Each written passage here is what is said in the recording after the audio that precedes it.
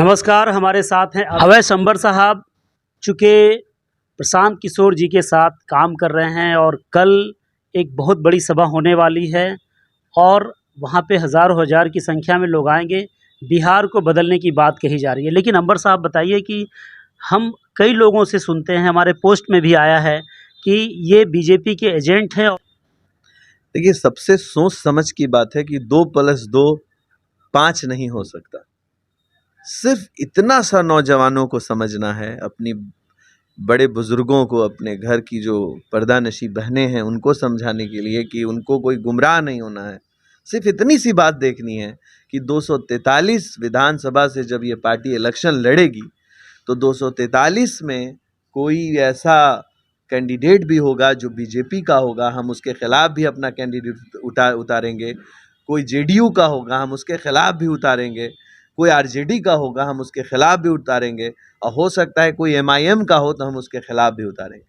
मतलब एकदम साफ है कि जब हम 243 पे नहीं लड़ते, हम सिर्फ उन क्षेत्र में लड़ते जहां आरजेडी लड़ रही है, हम उन क्षेत्र में लड़ते जहां मुस्लिम बहुमूल्य वोट है, हम वहां पर से लड़ते तो ये सवाल उनका जायज होता।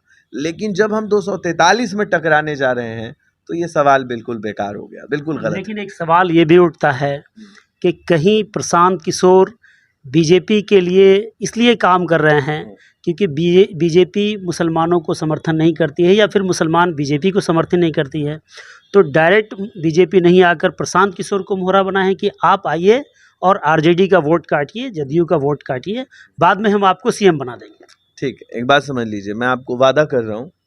सबसे पहली बात ये समझनी है कि नीतीश कुमार जी की अपनी चाहत हो सकती है कि वो चीफ मिनिस्टर बने, तेजस्वी जी की चाहत हो सकती है कि वो अपने चीफ मिनिस्टर बने, लेकिन प्रशांत किशोर की ये चाहत नहीं है। और उन्होंने वादा किया है और पूरे पार्टी के पूरे बड़े हिस्से जो वहाँ बड़े बुजुर्ग हैं, मेरे जो गार्जियन हैं, उनसे मिल करके उनकी हिस्सेदारी को समझते हुए उन गंभीरता से मैं ये स्टेटमेंट दे रहा हूँ कि प्रशांत किशोर जी हमारे मुख्यमंत्री कैंडिडेट नहीं हैं। ये बात मैं आपको बोल दे रहा हूँ, पहली बात। अब दूसरी बात कि कैसे नहीं माने, देखिए आपको मैं बता दूं कि हमारे 19 मुसलमान विधानसभा में है, 19 के आसपास, 19 ही हैं लगभग। तो मैं ये बता दूं कि जो ये पूरा झटका लगेगा पूरे बिहार में, जो सबसे बड़ा, वो एनडीए को लड़ेगा। इसलिए लगने वाला है क्योंकि हमारी लड़ाई जो हमारी इलेक्शन में 2025 में लड़ाई है वो एनडीए वर्सेस जनसुराज है। आपको ये बता दूं मैं कि अगर हम एनडीए वर्सेस जनसुराज लड़ने जा रहे हैं तो इस बात को कन्विंस करने की ज़रूरत है युवाओं को कि जब हम एनडीए वर्सेस जनसुराज लड़ रहे हैं तो आपको जब लगे कि आपके घर का बेटा, आपके आसपास का एक बच्चा इस इलेक्शन के कैंपेन में बहुत अच्छा परफॉर्म कर रहा है तो आखिरी दिन हमारे साथ आ जाना, तब मन बदल लेना जब लगने लगे कि जनसुराज की सरकार बन रही है। याद रखिए, मैं एक बार फिर से कह रहा हूँ, कुछ एक कस्बा वोट नहीं देगा तो भी जीतेगा तो जनसुराज ही। ये आप दावे के साथ कर, ये हम हमेशा बोलते हैं क्योंकि हम जानते हैं, ये एकदम दावे के साथ कह सकते हैं 243 में हम बिना किसी समर्थन के जीतेगा तो जनसुराज ही। एक बात ये भी है सूत्रों के हवाले से कि आपके ऊपर कुछ पार्टियों का दबाव भी आ रहा है कि आप जनसुराज को इतना प्रमोट कर रहे हैं, आगे बढ़ा रहे हैं, हमसे क्या नाराज़गी है? नहीं, देखिए वो हमारे दोस्त हैं, सारे हमारे दोस्त हैं। जो पहले थे उनके पहले तो हम किसी पार्टी में थे ही नहीं, तो जाहिर है कि जो मेरे दोस्त हैं, जो मेरे मुझसे मेरे वेल विशर्स हैं, वो हर पार्टियों में है। ऐसा नहीं कि सिर्फ हमारे जो अभी लीडिंग पार्टी है उसमें, मेरे एक बड़े अच्छे दोस्त हैं, वो बीजेपी में भी हैं। लेकिन उन सभी जगह से मैंने यही बात कही कि देखो, एक ऐसी भी परिवार है जिसमें बाप जो हैं वो बीजेपी से एमपी रहे और बेटा आरजेडी से विधायक रहा, तो बाप बेटे के रिश्ते में खलिश तो नहीं आ गई। तो दोस्ती तो अलग चीज़ है, रिश्तेदारी अलग चीज़ है। और पॉलिटिक्स में विज़न का होना अलग अलग रास्ते पे हो सकता है। ये ज़रूरी नहीं है कि बाप जिसको वोट दे बेटा उसी को वोट दे। एक घर में अलग अलग विज़न है। तो हमारे को कोई ऐसी दबाव कोई ख़ास नहीं, दोस्ताना कॉल सुना होगा आपने कहीं से। कल का जो कार्यक्रम है वो किस संदर्भ में किया जा रहा है? देखिए, हमारा जो कल का कार्यक्रम है मंजरनामा, मुसलमानों की राजनीतिक सोच समझ को लेकर के और उनके जो राजनीति को हाशिए पे पहुंचाया गया है, उसके ऊपर विचार विमर्श को लेकर के एक बहुत बड़ी बैठक बुलाई गई है, जिसमें हजारों हजार की तादाद में पूरे बिहार के 38 जिला के हर प्रखंड से लोग आ रहे हैं। हम उम्मीद करते हैं कि कल 25,000 मुसलमान एक छत के नीचे जब समा नहीं पाएंगे तो आधे अंदर होंगे और आधे बाहर होंगे।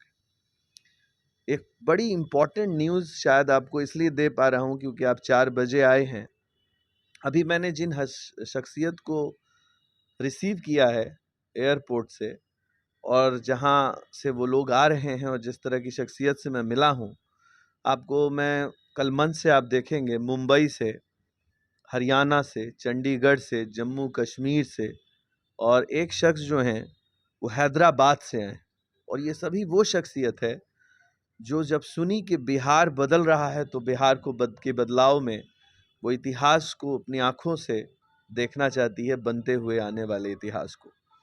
और वो जब वहाँ पहुँचे, आपको बड़ी ईमानदारी से बता रहा हूँ कि मैंने उनसे पूछा कि आप लोग एक बिजनेस में हैं, सेटल हैं वहाँ इतने बड़े शहरों में। गुजरात से एक इंसान आए थे, उनसे मेरी बात हो रही थी, तो उन्होंने कहा कि कौन नहीं चाहता अपने घर वापस आना।